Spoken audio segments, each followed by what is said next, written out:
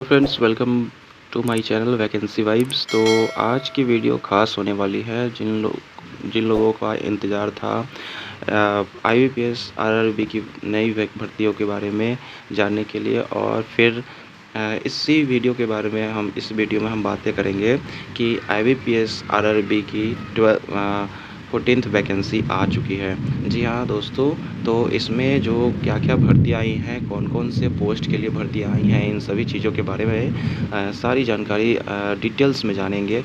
तो वीडियो पे बने रहें और मेरे चैनल पे नए हैं तो सब्सक्राइब ज़रूर कर लें, ताकि जो भी लेटेस्ट इन्फॉर्मेशन है, जो भी एप्लीकेशन प्रोसेस है या फिर जॉब अपडेट्स के बारे में आपको जानकारी समय पे मिलती रहे। तो वीडियो में आगे बढ़ते बिना देरी करते हुए, आईबीपीएस आरआरबी ने नई नोटिफिकेशन इनकी ऑफिशियल वेबसाइट पे जारी कर दी है।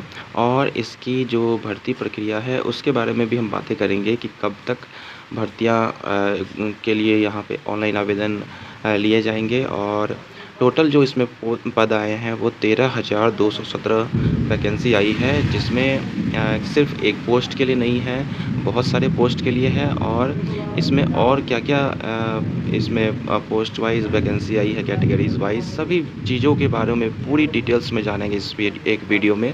आपको कहीं जाने की ज़रूरत नहीं है, मतलब इस वीडियो में पूरा आपको नॉलेज मिल पाएगा।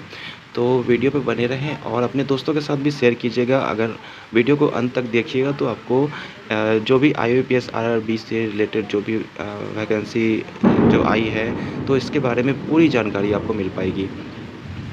तो आईबीपीएस आरआरबी 14th रिक्रूटमेंट जारी कर दी गई है और जिसके ऑनलाइन आवेदन शुरू हो चुके हैं।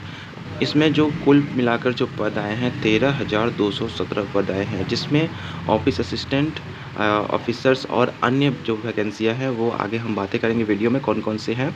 और जो इसकी जो लास्ट डेट है वो 21 सितंबर होने वाली है, फॉर्म फिलअप करने की जो अंतिम तिथि है सो। इसके बाद जो आईबीपीएस ने जो भर्तियाँ निकाली है उसमें अगर क्वालिफ़िकेशंस की बात की जाए तो किसी भी फ़ील्ड में ग्रेजुएट होना चाहिए या फिर LLB, diploma, CA, MBA, PGDM सभी लोग इसमें अप्लाई कर सकते हैं। लेकिन मिनिमम जो क्वालिफ़िकेशन होनी चाहिए वो एनी बैचलर डिग्री होनी चाहिए। और ऑनलाइन एप्लीकेशन जो प्रक्रिया है वो 1 सितंबर 2025 से शुरू होकर 21 सितंबर 2025 तक रहने वाली है।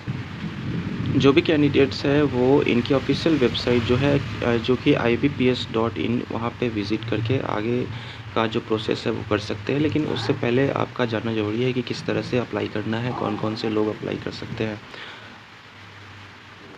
यहाँ पे जो ऑफिशियल नोटिफिकेशन आई है वो काफ़ी लंबी चौड़ी है, लेकिन आपको इसमें पूरी जानकारी मिल पाएगी।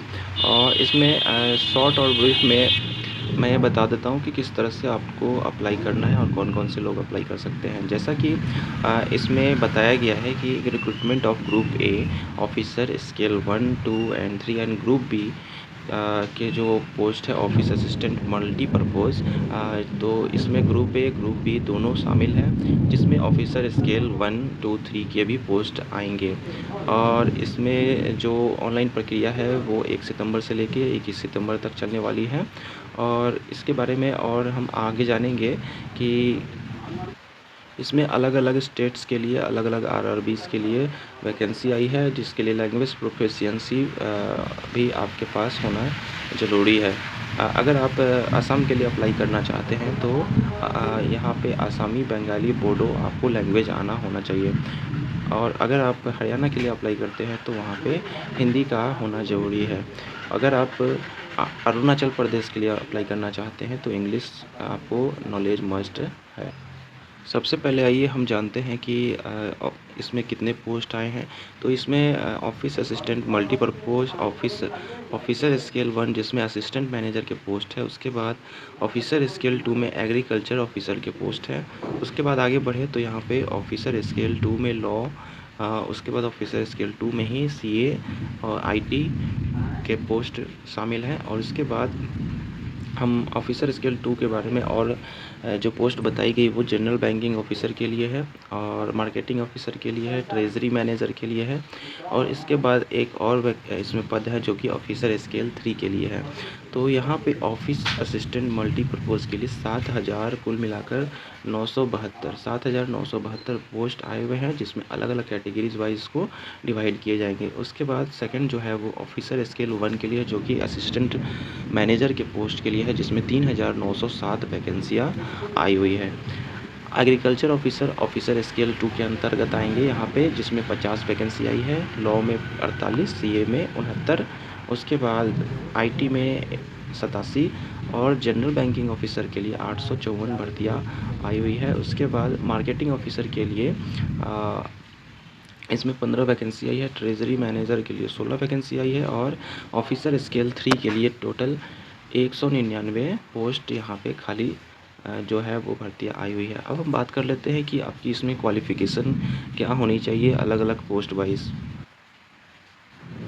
ऑफिस असिस्टेंट मल्टीपर्पज़ की बात की जाए तो यहाँ पे ग्रेजुएशन होना चाहिए आपके पास, बैचलर डिग्री किसी भी फील्ड में होना चाहिए और उसके बाद अगर आपको ऑफिसर स्केल 1 असिस्टेंट मैनेजर का पोस्ट के लिए फॉर्म फिलअप करना है तो बैचलर डिग्री किसी भी सब्जेक्ट से होना चाहिए और किसी भी यूनिवर्सिटी, रिकॉग्नाइज्ड यूनिवर्सिटी से, और प्रेफरेंस दिया जाएगा उनको जो लोग एग्रीकल्चर से डिग्री किए हुए हैं या फिर हॉर्टिकल्चर से किए हुए हैं, forestry, animal husbandry, veterinary science से किए हुए, एग्रीकल्चर इंजीनियरिंग से किए हुए या फिर agriculture marketing corporation information technology से बैचलर डिग्री किए हुए हैं या फिर मैनेजमेंट किए हुए हैं, लॉ, इकोनॉमिक्स और अकाउंटेंसी।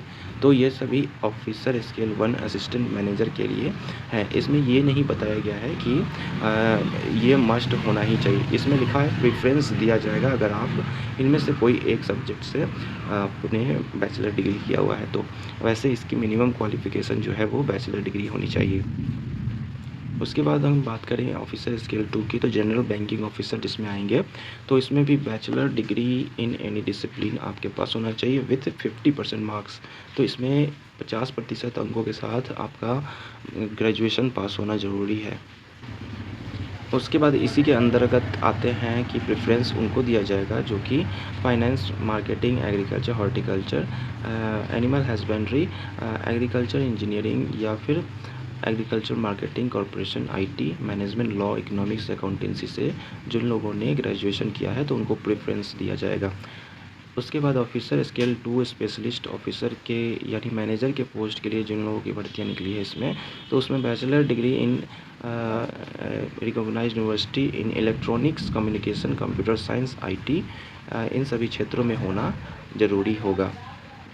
इसके बाद अगर मैनेजर के पोस्ट के लिए अगर बात की जाए तो इसमें और आगे क्वालिफ़िकेशन में बताया गया है कि 50% आपको मार्क्स तो होना ही चाहिए इन सभी फील्ड्स में। अगर आपने बैचलर डिग्री इन सभी सब्जेक्ट से किया है तो उसके बाद सर्टिफाइड एसोसिएट होना चाहिए किसी भी institute of chartered accountant of India से, ठीक है। उसके बाद डिग्री आपके पास होना चाहिए रिकॉग्नाइज्ड यूनिवर्सिटी से इन लॉ या फिर इसके एक जो समतुल्य जो इक्विवेलेंट होंगे तो उससे 50% अंकों के साथ।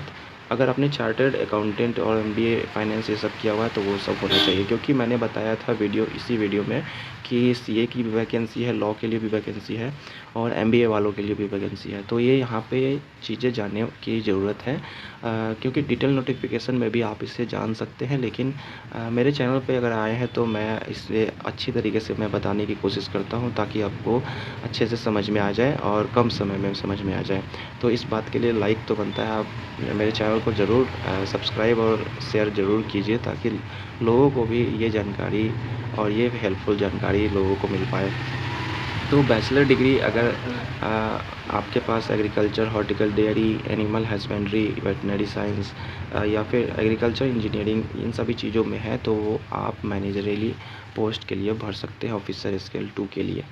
अब आते हैं ऑफिसर स्केल 3 के लिए, तो जिसमें सीनियर मैनेजर के पोस्ट है और bachelor degree in any discipline होना चाहिए आपके पास, लेकिन 50% मार्क्स के साथ होना चाहिए और प्रेफरेंस उनको दिया जाएगा जो कि जिन्होंने डिग्री डिप्लोमा किया हुआ है banking, finance, marketing, agriculture in सभी क्षेत्रों में। और ये आपका सीनियर मैनेजर का पोस्ट रहेगा जो कि ऑफिसर स्केल 3 के अंतर्गत आएगा। एज लिमिट की बात की जाए तो यहाँ पे फॉर ऑफिस असिस्टेंट मल्टीपर्पज़ के लिए आपके पास मिनिमम 18 साल और मैक्सिमम 28 साल होना चाहिए। इसके बाद आपका जो भी इसमें एज के लिए छूट है तो वो आपके कैटेगरीज वाइज हो जाएगी। और ऑफिसर स्केल 1 के लिए यानी असिस्टेंट मैनेजर के लिए अबव 18 ईयर्स और बिलो 30 ईयर्स 18 से 30 साल के बीच होना चाहिए। और इसमें भी उम्र सीमा में कैटेगरीज वाइज आपको छूट मिलेगी। इसके बाद ऑफिसर स्केल 2 के लिए जो मैनेजर पोस्ट हैं उनके लिए जो एज क्राइटेरिया बताया गया है वो 21 साल होना चाहिए और 32 ईयर्स से कम होना चाहिए। और इसमें भी आपका जो भी उम्र सीमा में जो छूट है वो आपकी कैटेगरीज़ के अनुसार होगा। और ऑफिसर स्केल 3 के लिए अबव 21 ईयर्स और बिलो 40 ईयर्स 21 से 40 साल के बीच होना चाहिए उम्र सीमा, जो कि ऑफिसर स्केल 3 यानी सीनियर मैनेजर के पोस्ट के लिए है। चलिए अब आइए बात कर लेते हैं ऑफिसर स्केल जितने भी सारे एप्लीकेशन फ़ी की बात की जाए तो यहाँ पे ऑफिसर स्केल 1, 2, 3 के लिए जो एप्लीकेशन फ़ी होने वाली है वो SC, ST, PWD कैंडिडेट्स है तो 175 रुपया लगेंगे। और जितने भी सारी अदर कैंडिडेट्स हैं तो उन्हें 850 रुपये लगेंगे। इसके अलावा ऑफिस असिस्टेंट मल्टीपर्पज़ के लिए SC, ST या फिर PWD कैंडिडेट्स है, ESM, DESM कैंडिडेट्स है तो 175 रुपये लगेंगे। और अदर कैंडिडेट्स के लिए 850 रुपये लगेंगे। इसके बाद जो अगली जो बात की जाए तो 21 सितंबर जैसा कि इसमें लास्ट डेट है, लेकिन अगर आपने कुछ फॉर्म भरने में गलतियां कर दी है तो फिर उसे मॉडिफाई या करेक्ट करने के लिए भी आपके लिए वहाँ पे लिंक ओपन होगा जब फॉर्म, तो ये जो लिंक है वो आपको बता दिया जाएगा फॉर्म भरने के अंतिम दिन के बाद। और इसमें जो एग्ज़ाम की जो प्री एग्ज़ाम ट्रेनिंग होगी वो नवंबर 2025 यानी PET जो होगी वो नवंबर 2025। अगर आप उसमें ऑप्ट इन करते हैं यानी चुनते हैं तो फिर डाउनलोड करना है आपको कॉल लेटर जो कि नवंबर या फिर दिसंबर के मंथ्स में हो सकता है। इसके बाद अगर ऑनलाइन एग्जामिनेशन प्रीलिमिनरी ऑफिसर्स की बात की जाए तो नवंबर दिसंबर 2025 में होंगे। और रिज़ल्ट जो होंगे वो दिसंबर 25 से लेकर जनवरी 26 तक आने की संभावना है। प्रोविज़नल अलॉटमेंट जो इसमें मिलने वाली है जो कि ऑफिसर स्केल 1, 2, 3 या फिर ऑफिस असिस्टेंट के लिए है वो फरवरी मार्च 2026।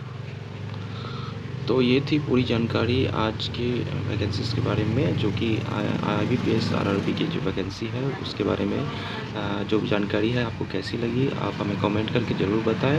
और अगर आप चाहते हैं कि इसकी रजिस्ट्रेशन प्रोसेस से लेकर फाइनल जो प्रिंट तक जो भी क्या क्या इसमें कैसे फॉर्म को फिलअप करना है वो आपके लिए वीडियो लाऊं तो आप ज़रूर कमेंट करें।